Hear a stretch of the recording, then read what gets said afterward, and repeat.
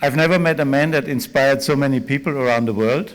When we heard those songs, I saw myself in certain situations and locations, and probably all of you. I mean, we discussed "Let's Spend the Night Together" or so. Yeah, this was a kind of cool song. Yeah.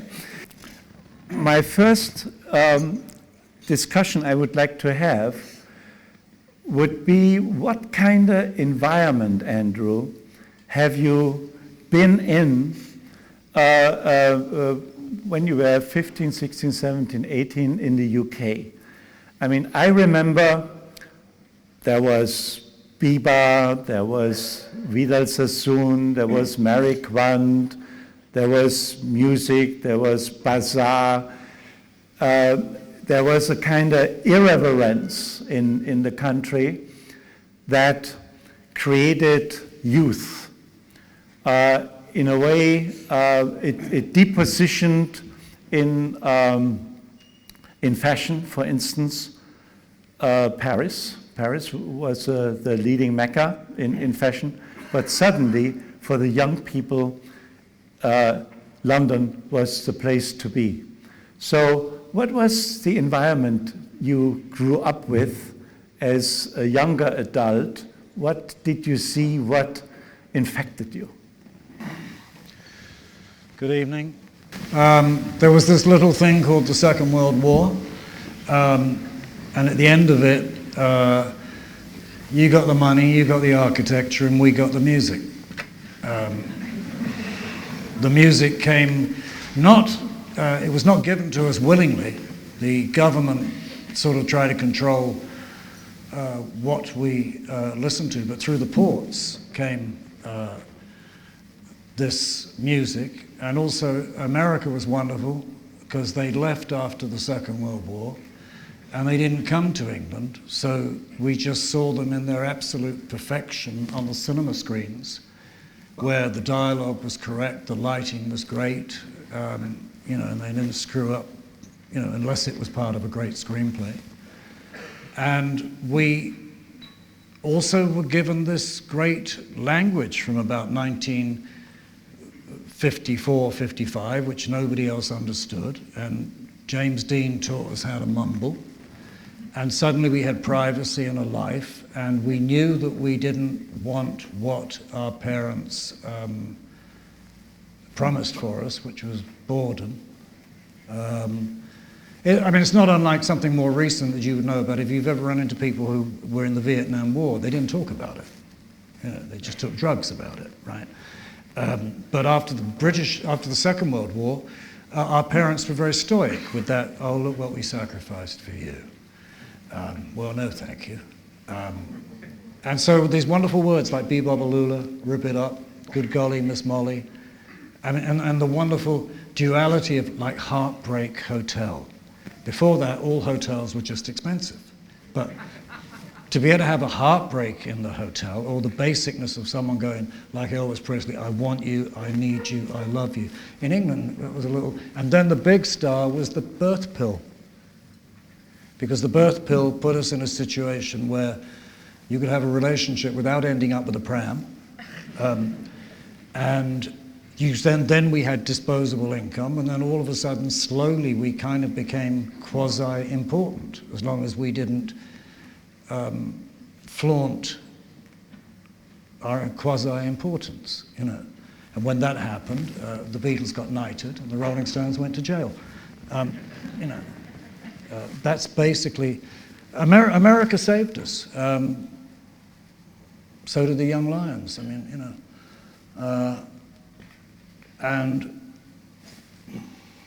there are no accidents. We were all born in a very... we discussed earlier, life is very zen until you start thinking about it. And you start thinking about it after you've had some kind of success, and then you fuck up. But the golden run before you do that is beautiful, and that's why it's nice to be here tonight with so many of you who have such an opportunity at a golden run, because it's just, you don't create it, you just recognize it. Yeah, I mean, let's talk a little bit about Mary Quant. You worked with Mary Quant, and you worked with Brian Epstein. So those were, I think, experiences that you had, and it sort of created some interest in you to do certain things, or it gave some conceptual information to you to deal with. I mean, if you think about what went around Mary Quant, yeah, I mean, very irreverent startup, and I mean, eventually she created the mini rock, the mini skirt, I mean, that is something.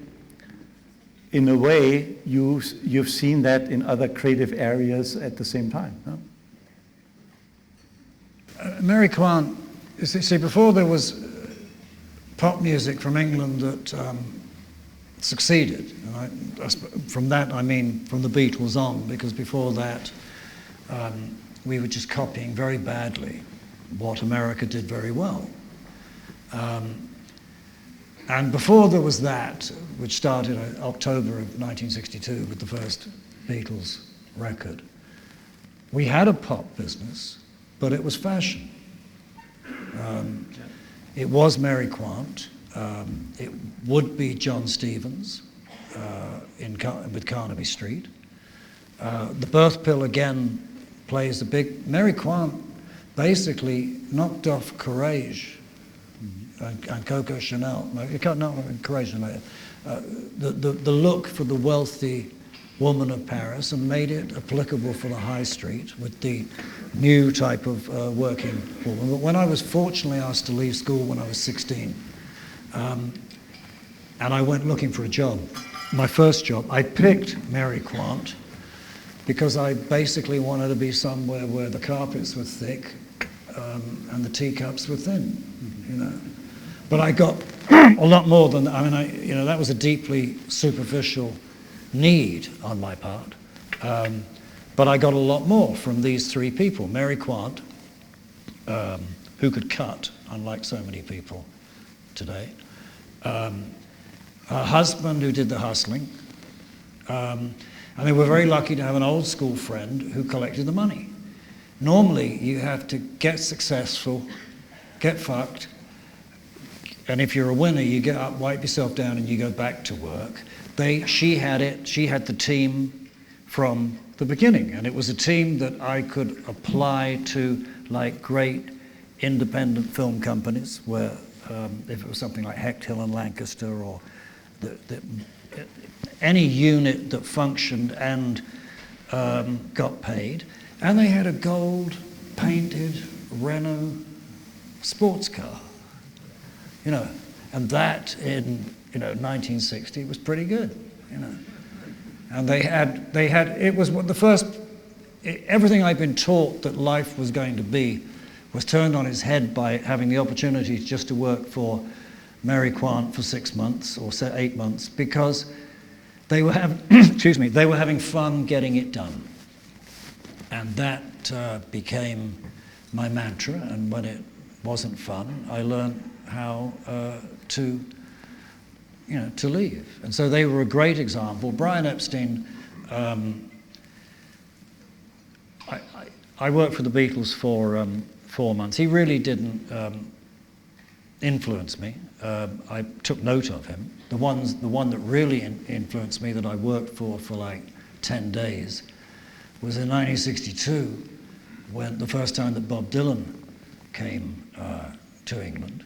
I went and knocked on the hotel door where he and his manager was, the Cumberland Hotel. That's changed slightly. And I spent 20 minutes in this room with Albert Grossman and Bob Dylan. I didn't realize what it was so great. It was probably the pop, but I was too young for it. But that's what I liked, was the... He brought the electric guitar, that time? No. He was basically unknown, but a British BBC producer called Stanley Dorfman had been in New York, been around the jazz clubs, seen Bob Dylan, gone back to his bosses at the BBC. He was going to be doing a a Jack London play, and he said, look, I saw this folk singer in New York. Do we have the budget to bring him over? And they brought him over. But being in the presence of the manager, Albert Grossman, and the artist, Bob Dylan, this incredible sort of marriage and conspiracy, and they would each finish each other's sentences, and they were, you know, they were embracing everything, but they were against everything at the same time. And it was a winning combination. I didn't know what it was, but I knew at that age of 17 I wanted it. So that was a great changing point. And then, of course, the world changed. The Beatles continually change it, but the first time they changed it was when they had their first single out, and life became possible. Well, you made a trip with a train to a hotel somewhere on the outskirts of London, and listened the first time to that band called Rolling Stones, 6 guys on the stage. What did you see? First of all, I didn't want to go. Like, it was on a Sunday, and I used to stay at home. You know, I don't know what it was like here, but you'd stay at home while your mother did your laundry, and you'd have an English lunch and that. But this journalist had told me to go and see them, and I kind of had to go, because otherwise, how could I go and hustle him the next Tuesday if he said, hey, Andrew, did you go and see this group I was talking about? I mean, I was very happy being a press agent. And I was making about 15 quid a week. I had no responsibilities. I could buy clothes, and my mother was wrong, right? But I went, and when I first saw the Rolling Stones, basically this incredible wave came over me and took over my life in a way that I can never forget. It's still a very, very clear image. And I don't, so much because it would be futile, apply it I have never applied it to myself with other musical experiences, because it's basically, you know, the first time is the deepest, right? You know, it's not to expect it to happen again and again. You get nicely surprised, but not many of them, because the Rolling Stones turned out to be the most seamless. The Beatles, we don't really need to talk about, because they're completely different. You know, I mean, but I can talk about the Beatles, the Kinks, the Rolling Stones, the Kinks, the Who, and so in the same, because the Beatles basically by 1963 had done half of the live shows that they would ever do. They've been formed a lot longer, and they came off the road a lot sooner. You know, so by they weren't bothering to play properly on stage because there was no point. You know, nobody could hear them; they couldn't hear themselves, so you know, they were not a comparative. They were not something that we compared ourselves to. But in terms, when I say seamless, the Rolling Stones were seamless because they managed to make the singles we made, the albums we made, the way, the attitude and the image, all as one. They didn't look down at everything, whereas other groups, say, for example, like the Yardbirds or the Manfred Mann, say, oh God, I suppose we better have a hit and compromise. And for the Rolling Stones, it was never a compromise. They just recorded whatever showed up. And that's one of the reasons that and everybody else was children. You know, the Rolling Stones were basically men from the beginning. But you know, when I saw them, I mean, you were not a manager of a band, you were not a music producer at that time. You saw this band, and suddenly you saw something. You saw a future. You know, you immediately went after it. You tried to convince them that they should go with you. You saw something. Well, what I saw was myself. I saw the effect they had had on me. That's all it takes. I mean, I am the audience. Okay. And I know that that what has an effect on me, that I'm basically a conduit for it. And I guarantee that if I find it attractive, most of you will. It's called double antenna, right? And I just knew what I had to do. They had an advantage. I really didn't like rhythm and blues or know anything about it.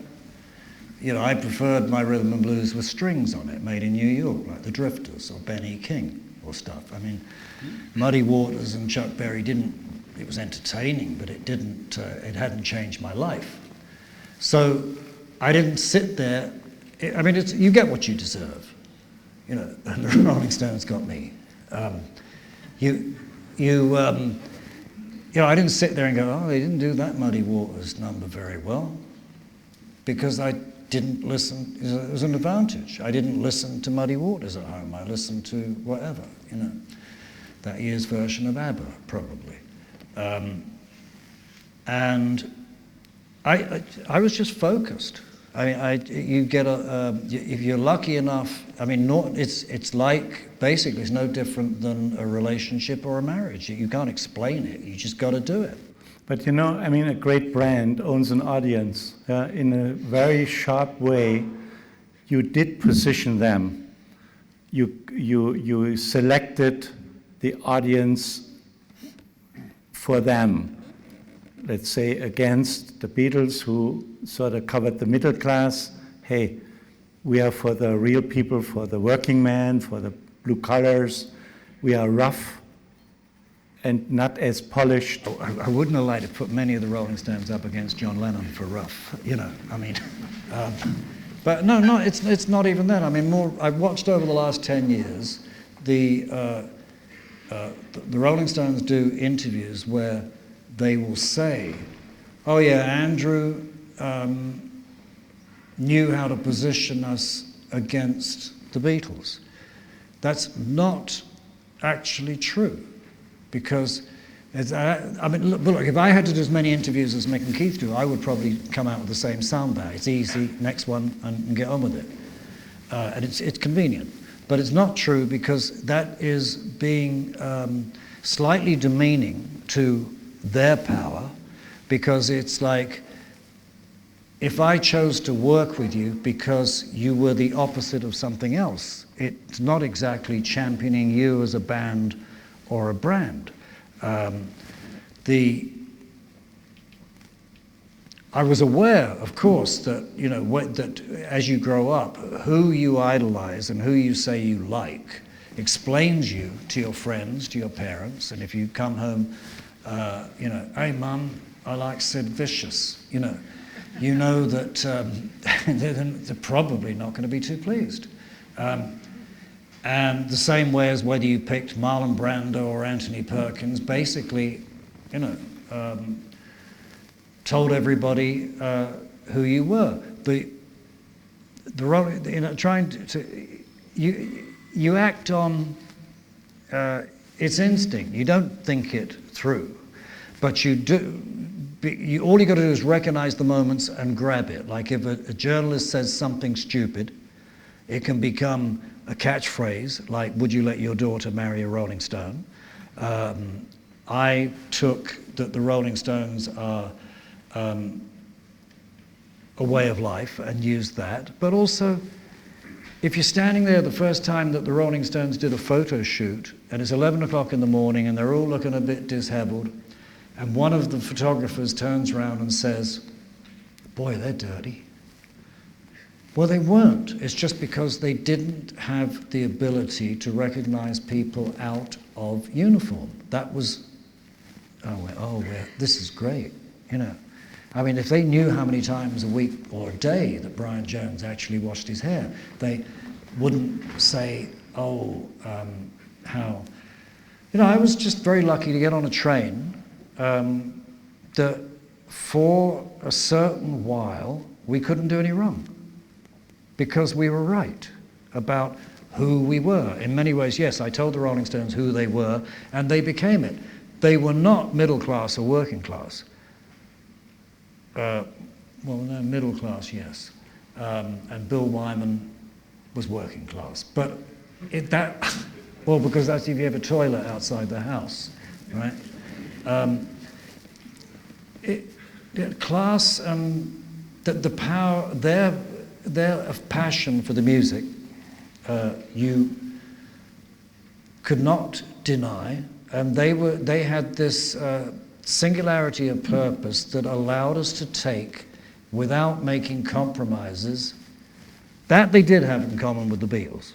Okay, that basically it was all good, because apart from the fact that it was all good, they knew it was good. But, I remember that, you either was a Beatle fan or you was a Rolling Stone fan.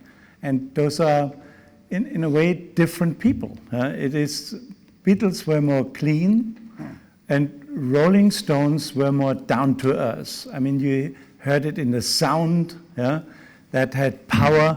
The drums came through. I mean, it was a much different music idea, or let's say a very original music idea.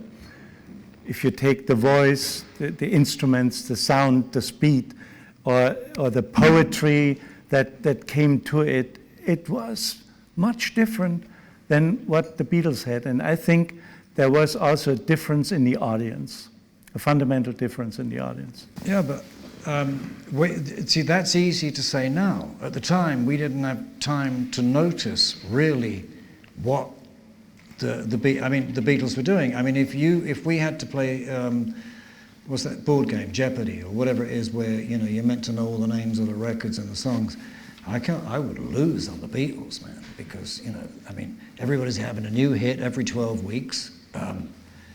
And I didn't really have time to sit and listen to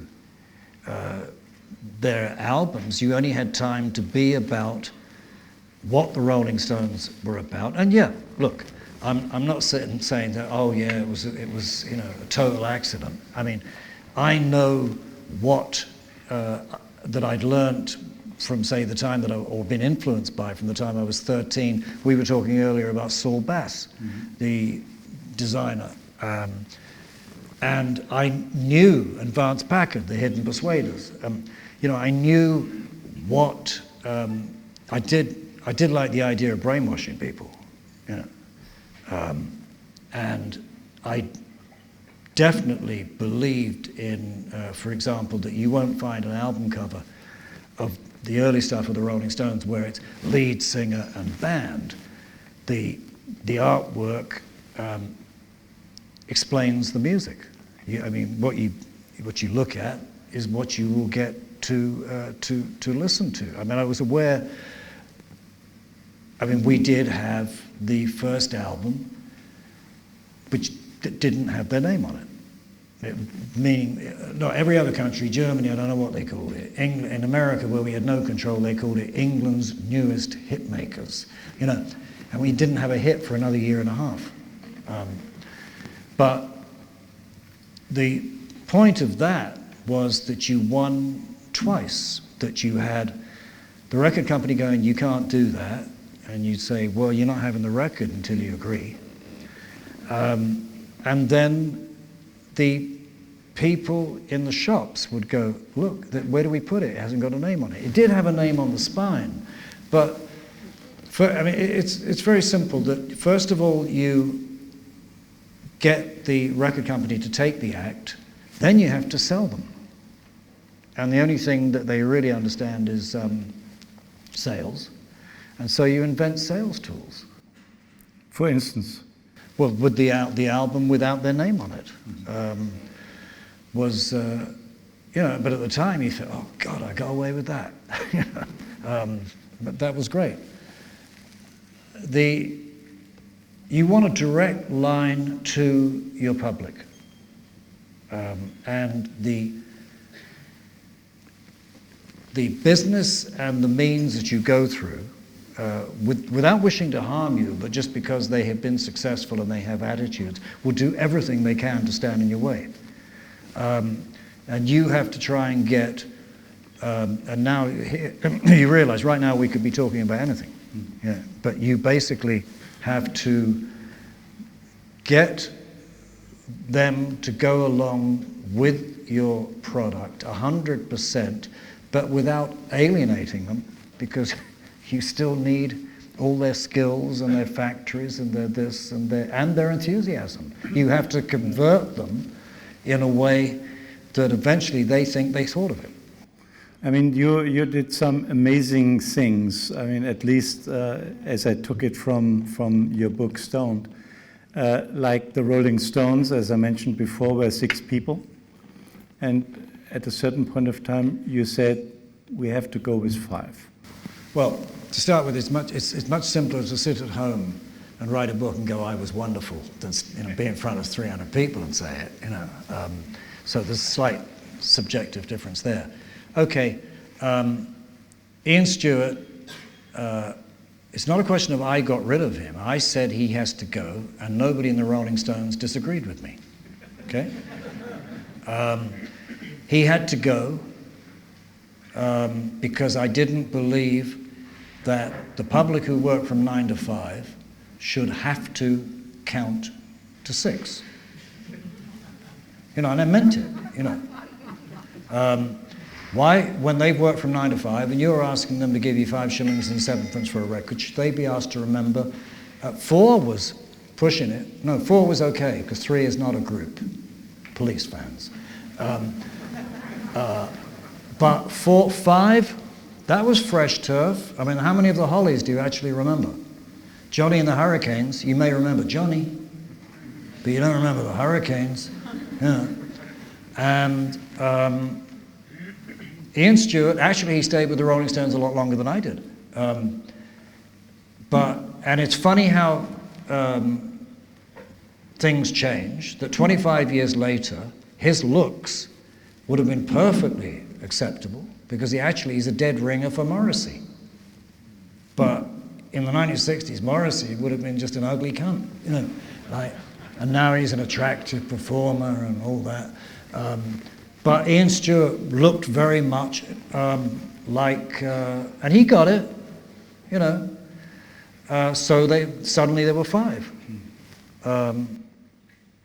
You also reduced food, I heard, huh? Pardon? You reduced food. When they were hungry, like Keith and Mick, you said, if you don't write your first song, you will not get anything to eat.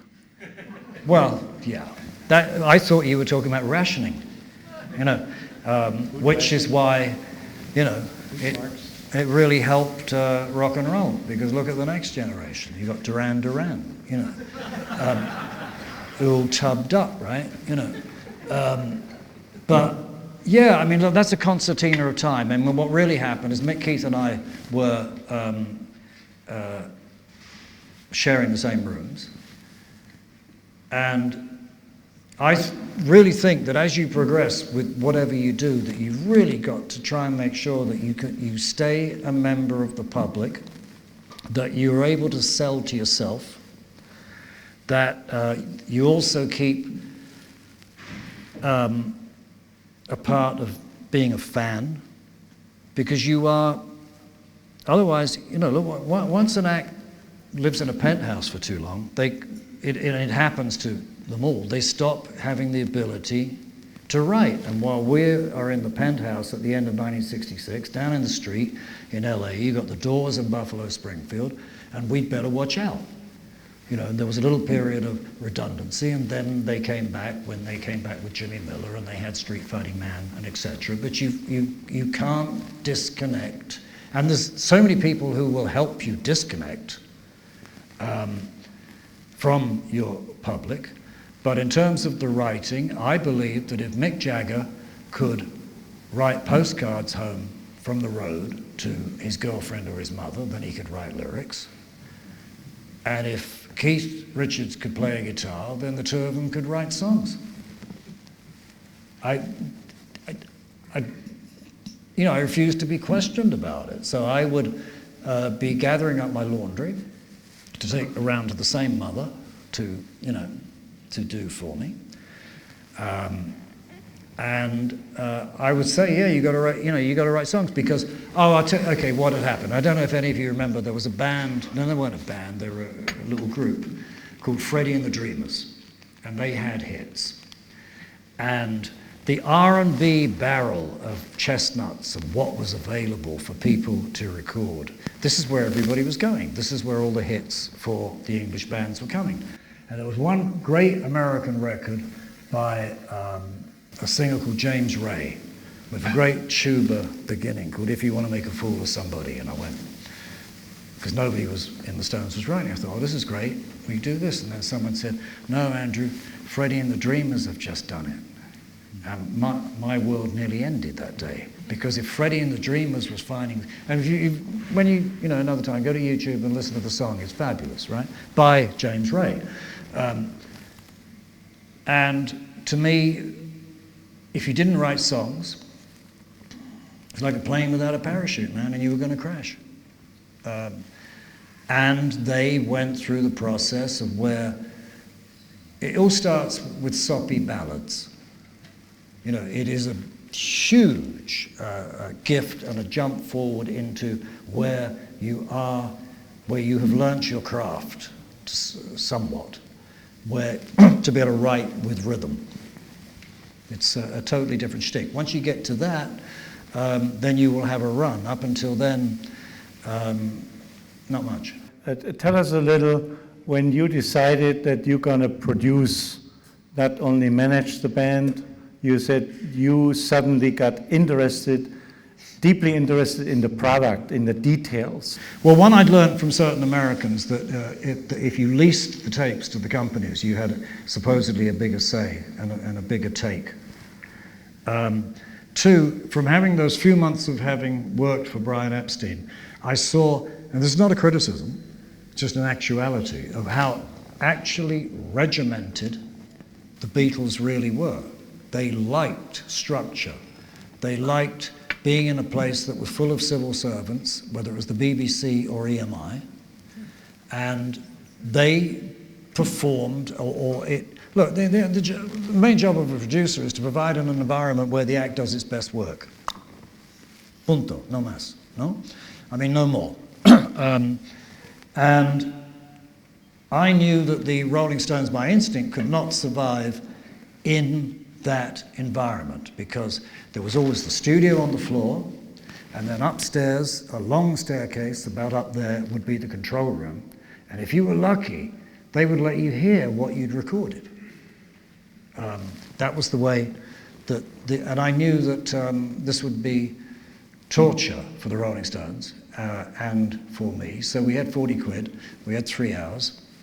We went to make the record. We were doing it on 4 tracks. And at 5 to 6, I wanted to get out of there because they had no more money. And so I said, right, that's it, we're going. And the engineers looked at me and he said, yeah, but you got to mix it. I said, what's that? No. I really didn't know, and I really didn't care. All I knew, I said, oh, you do that, I'll come back in the morning. Because I figured if I wasn't there, why should I pay for it? Right? Now, then, of course, a year later, we're all experts, and but no,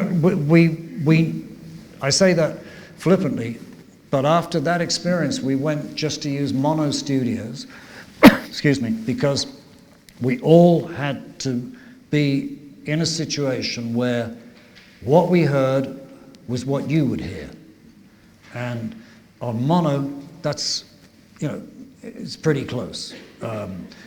Somebody saying, do I like a 4-track? Not really, because it's not finished, So we went for a year and a half mono until we went to record in America, where suddenly we ran into engineers who weren't ashamed of their job.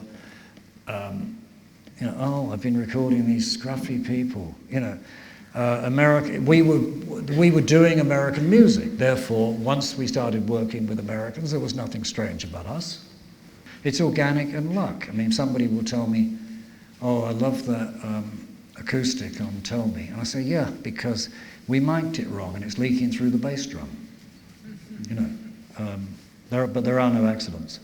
I mean, the amazing thing about the music is that you can identify it, even if you hear just a glimpse of it. Let's say two cars pass each other, the other one, the music swaps over, you can identify.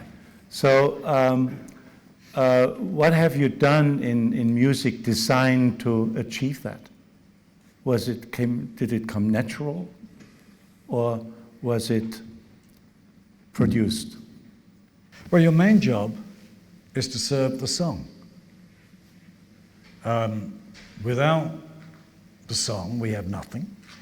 I suppose your next job, but this is in the hands of the act, because they have to be very good at doing this, and it is pick, I know it sounds simple, but pick the right key, because that's the difference between sex and no sex. You know, if it's, I mean, you've heard someone singing a song in the toilet that on a record is in the right key and it's just totally attractive. So there's the key. And then, I don't know why, but I just consciously, might have been against the Beatles. I didn't like hearing all those voices. I mean, they were a vocal group. We were not. So to me, the voice of Mick Jagger was an instrument and had to be treated like an instrument, the same way as in the graphics. He was just a part of the group. He was not, it wasn't Mick Jagger and the Rolling Stones. I realize it is now, but, hey, If you take Ray Charles or Frank Sinatra or so, you can relate it to an instrument, the voice. Yeah. I mean, Frank Sinatra like a trumpet or so. So did Mick went into a sliding guitar, or what? How did he see his voice compared to an instrument? If you ever try to discuss that with anybody, they say, who the fuck are you talking to? Like, you just, some of it was embarrassing enough anyway. You certainly weren't. I was having a conversation with somebody. I finally listened to the Van Morrison thing, his version of It's All Over Now, Baby Blue in that film Basquiat. Huh? Mm-hmm. I didn't dare listen to it then. You didn't admit there was any competition. If you did, you listened on your own. It was very Lord of the Flies. It was, Mick Jagger was, and is, a great singer. Some of of what they are big for now can sometimes make people forget how spot on vocally he is, but you never walked in and said, how did you do that? You just expected it. Otherwise you wouldn't be with him. Yeah. Well, I remember the story around Bob Dylan, that he really trained his voice into all sorts of directions. Sang like a woman and so forth. And then finally developed something. It was like half a year on a journey and came back, and suddenly it was interesting. He was still a young, attractive Jewish guy who copied old geezers who no one had ever listened to. Yeah. As David Bowie is supposed to have said, it doesn't really matter who came first as long as you were second. But, I found it interesting that just a little snippet, you get it, you know where it belongs, and I think that is a part of the strengths of the composition, the music, the execution, and so forth.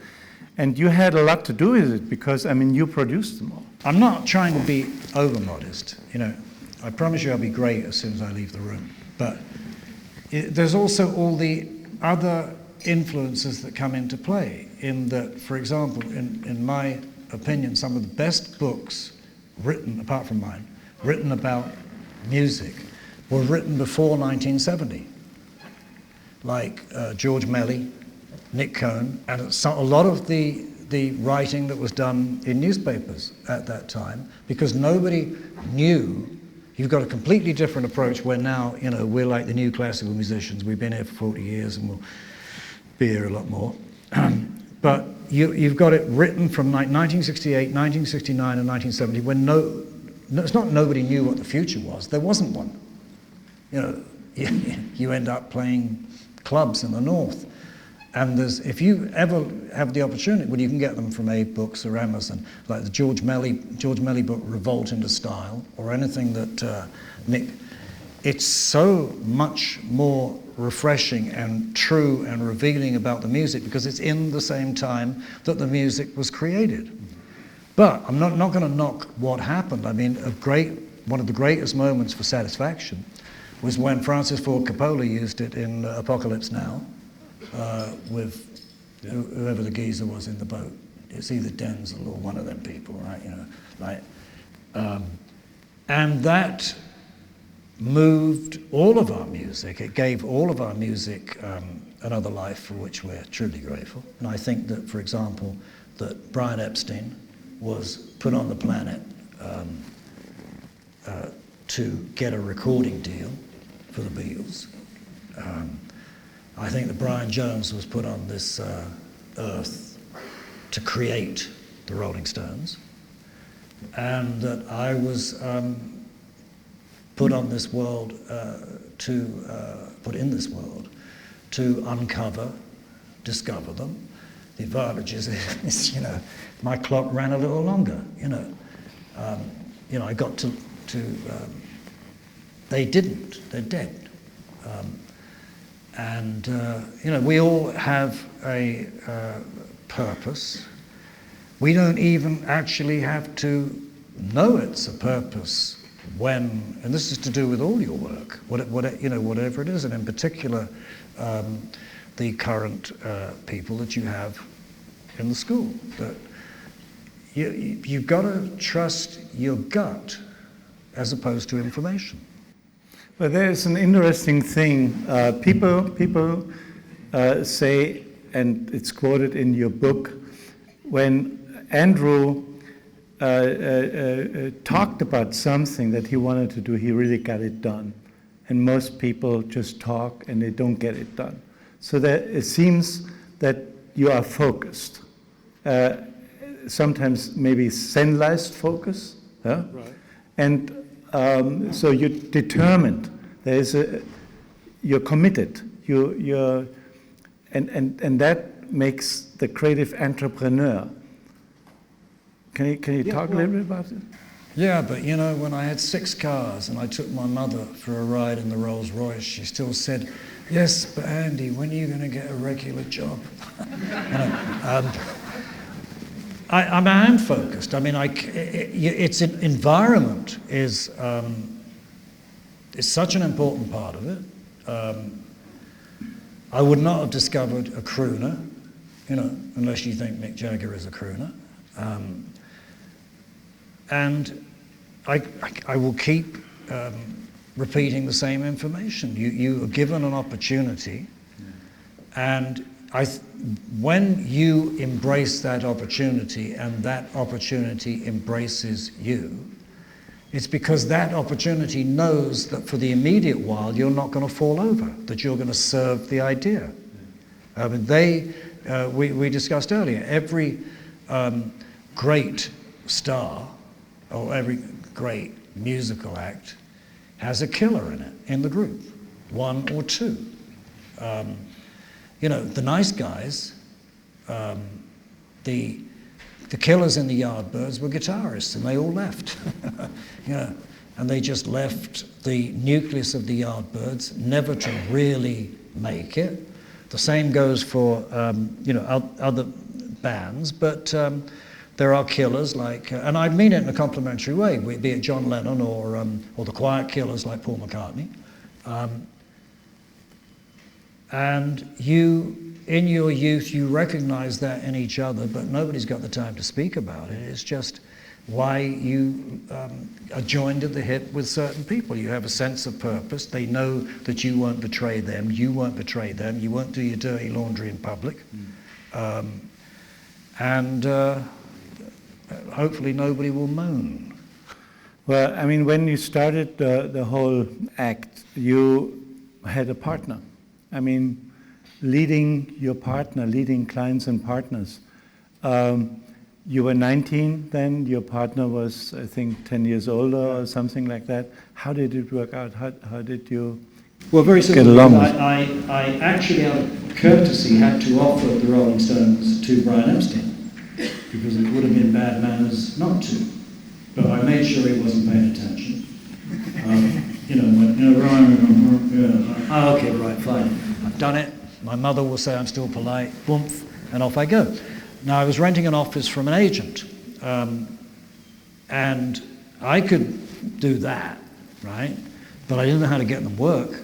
And a band without work, there's no trenches. This is the tragedy with most music today. Where are the trenches? Where do you learn to become good in front of 3 people, 30 people, 300 people? That's why I loved the... I didn't like it because I don't like from whence it came. But when the guy from Franz Ferdinand, Alex, said, well, we'll never have to make a greatest hits record, our first record was it. So it has... same with the Beatles. They grew in Hamburg, man. The Rolling Stones, basically their university was 6 weeks on the road in October and November of 1963 with the Everly Brothers, with Bo Diddley, with Little Richard. That's going to sharpen you up when you're bottom of the bill, right?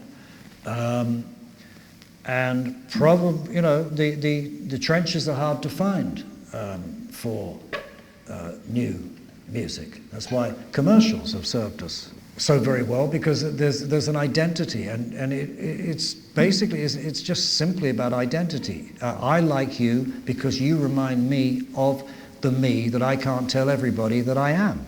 That's one of the great purposes that music serves. Yeah. It's a secret lover. Well, there is another important side to the Rolling Stones, and that is their performance on stage, their performance in events. I mean, it is unique, it is sensational what they are pulling off. How was that directed from your perspective? I mean, it's unique to almost all other bands. Maybe Madonna is... Well, you have to remember that I left after 4 years, right? And at that time, there was no directing, man. They were on for 25 minutes, right? Twice a night. There were a few amps, a few mics. And at one point, after 19 minutes, when Mick would get tired, Charlie would walk slowly down to the front, very slowly, and he'd introduce the next number. And during that 20 seconds, Mick had got his breath back and was able to do the next song. And that was my direction, getting Charlie to come down and introduce the song. It's got nothing to do with what they are now. They're enormously strong. I mean, they must work on it, and the dance performance also that Mick delivers. I mean, was it natural? Was it educated? Was it designed? It's not designed. I mean, we're talking about blind ambition. We're talking about something that, and I'm not being disrespectful. It's just a fact that something that is a passion when you're 19 or 20, by the time you're 70, can be a cancer. I mean, Al Pacino, Stay Home, but if you can still, I couldn't sit there with a glass of Chardonnay with an iPhone going, look where I am. I just paid $440 for this, but I most happily accept the cucumber sandwiches that it brings me every year. It's amazing because no one thought. And we really, even none of us, I mean, I'm talking about, I promise you that the Rolling Stones would be as this flippant as I may seem about it, because the last thing, you can respect the work, but you cannot take the rest of it seriously. This is what undid Brian Jones, well, one of the things, in that if you are working at anything, if you are making a table, or you're playing the guitar, or you're on stage, you must be happy in that moment of work. You have to have that knowledge that you just did good, and without being, like that about it. If somebody doesn't like it, fuck it, you'll make another one. Nobody's going to stop you doing what you know you are doing well. Whether you're not moving from 3 people to 30 to... But Brian, unfortunately, if he was a carpenter, he would make the chair, and it really wouldn't do anything for him. He'd play a great guitar, and it wouldn't do anything for him. What would do something for him is if you coddled him and applauded him and said what a wonderful chair it was. My passion is this, and if it's life-serving and life-giving, you will, as David Crosby said to me on the street, he said, hey, if you're over 50, you're standing up straight and you can remember the words, there's work for everybody. Nobody planned on this, so it's impossible for me to talk about what the Rolling Stones are now. Those first 4 years have absolutely nothing to do with it, except it's the grounding. I think it has something to do with it, and the great thing is that they developed in that way. I mean, as I mentioned before, regarding branding, it's a forever brand. I mean, it's sensational. I mean, how many brands have we seen being established in the 50s, 60s, 70s? They're gone. 80s, they're gone. Yeah, but there is that. You see, but when I said earlier about one of the great gifts the Rolling Stones developed was that their work was seamless and that you couldn't tell that there was a line of whatever, let's call it quality, between the singles, the albums, and the road work, and the image. It's not like if I'm going out there today and I'm looking at something, as I have done here, and looking at something that was a totally acceptable brand, looks great in the magazines, then I get in the store and it's schmudder. I mean, it just, somebody's hit big, and now they're cutting back on the cloth. I'm talking about clothes, right? Sorry. Like, the cloth, the clothes, the material doesn't feel so good. And unless you just need to buy something that has somebody's name on it because you don't like your own name, you're a fool if you buy it, right? But the Rolling Stones, when you go and feel them, they were good, weren't they? And I mean, that's key. You can't, it's the way, look, I mean, Mick's parents, the father was a gymnast, the mother sold face lotion, so what more do you want? You're covered. Avon calling. Mother and father. I was very lucky that I didn't have a father, because it made me, whatever it was, made me what I was. Keith was very lucky that he had a grandfather who played in a jazz band, because now he can bring out a book for his grandchildren about Gus. Bill Wyman was lucky that he had an amp, and Charlie Watts was a miracle. We talked over lunch about Andre Midani, who produced the Bossa Nova like 55, 56 years ago. And he often comes and lectures. And I remember one statement he made. He said, record companies, the people they hate the most are the artists. What was your experience? I don't know of another business where, and I include music publishing here, where somebody's in the front room shaking your hand, telling you how wonderful you are, and in the back they're already working out how to fuck you, right? It is a business that, if it had to survive by any ethical sense of being, would not survive, because it is not a good financial structure. The financial structure is based on screwing you, holding your money up for it, all the tricks, and technology has only helped finesse them. But that is okay, because, you get knocked over, and the only ones that count get up and go, fuck you, I'm going back in the ring. So it's obviously meant to be like that. I mean, the Beatles and the Rolling Stones and everybody of that particular generation they changed the world, but they didn't change the business that they had to do it in, and that's okay. I don't think you'll find anybody sitting there and moaning about it. It is what it is. Well, I mean, you could deal from a certain strength, which is always good. No. The screwing is the screwing. Little things like you think you're only giving away 15% of a song, but before you would travel, what they don't tell you is that once you get to France, Germany, Italy, and so, the local laws are different, and you've just given half of the song away for life. And the guy who ran RCA in Italy is a multi-billionaire because he had a third of every Elvis Presley song that Elvis didn't sing in Italian. So, but if you don't like it, go and sing on the corner. Well, we both saw the movie Searching for Sugar Man, and I mean that is also half a criminal case when you think about it. But it is a criminal business, Okay. But that's okay. Okay.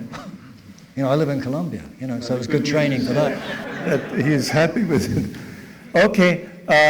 Let's open the floor. I mean, I'm sure there are some questions. I just want to know when you started doing your own laundry.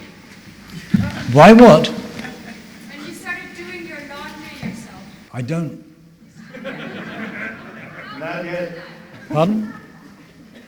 How do you manage that? I bring a lot of suitcases, don't trust hotels, and I take them home. What was the hardest trouble for you had with Stones? Listening to Mick Jagger's solo albums. As I said, we don't do our dirty laundry in public, but he did, and that was his solo work. As you talk about Mick Jagger's solo albums, how about Keith Richards' solo albums? Do you like more? Oh, I love them. You love them? Yeah. No, I do. I thought it was a continuation of what the Rolling Stones weren't actually able to do themselves at the time, because for the last 25 years, they haven't really, given the circumstances, they're not really able to record as a band. Keith Richards was. When I went to school and the Rolling Stones were very popular, there was one rumor going around that when the Rolling Stones had their first success, their first money, and they could take literally a bath in the money, they bought a Rolls Royce, and when they went out of gas, they just let it there, didn't care anymore, as if they would have thrown it away. Is that true? Bought a new one, huh? No. I mean, no.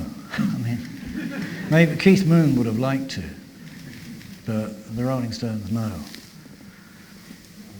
Sorry, I can't, How did you actually work in those days?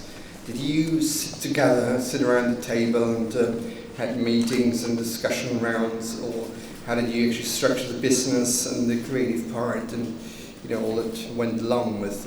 Well, I never actually structured the business part, so that when the world changed, it involved much more outlay of money to keep the thing going. And from the Rolling Stones in 1969 and Led Zeppelin in 1969, basically, even though the Beatles were the first in stadiums, it became General Motors, and there became a completely different modus operandi to keep the whole thing going, and it was based on really strict business structures. I only did the Dreams the first 4 years, and we didn't really sit around and discuss it. We went, really, you think we can get away with that? Okay, boom, let's do it. That was what I did. You said before that you saw the Stones and you believed in them, and it was your personal trust in them, and you were the audience. How long do you think, if you believe in a product, how long would you stay into it? If an entrepreneur's strategy is if you do fail cheap and fast. So this is sort of like an opposite. How long would you stay in a product like an artist to say? 6 weeks. 6 weeks. I would like to ask you maybe two questions about the Andrew Loog Oldham Orchestra and your involvement in Immediate Records in the record label. Well, okay, the Andrew Orchestra, I think everybody, at the time I thought everybody at 19 should have an orchestra. The Beatles were having, and here I contradict what I said when I said I didn't take any notice of the Beatles. Of course I did, but I didn't talk about it. So, because of the quality of their songs, they're having people doing orchestral albums or so-and-so, but nobody's doing anything of my boys. So I formed an orchestra, because I think it would give them the respect and, you know, that even if I was doing it. So that's the first reason behind, and also because we were still learning on the job. The studio was home, and the more experience you could get, you know, finding out that where you were making mistakes or not, it was a factory floor, and so we had the opportunity to learn. So I went and did it. Immediate Records. By that time, I was getting a little too stoned to function in meetings with EMI and Decca, and I would laugh at everything they said. It was mild drugs, right? And so I thought, well, we can't keep going out and laughing at people. We're not going to get the job done. So I formed a record company. I didn't have to go out. Yeah. See, that's the great thing about being here. 40 years ago, I would have given you a much more proper answer, but that's the truth of it, you know. I received an email from Seymour Stein, and he says, give my love to Max, Esther, and Andrew, and I'm looking forward to his induction into the Rock and Roll Hall of Fame next month. Yeah. And I think we will join into that, and really are very happy that some people made this wonderful decision. You belong in there. Yeah. And you don't start me on that, okay? Yeah.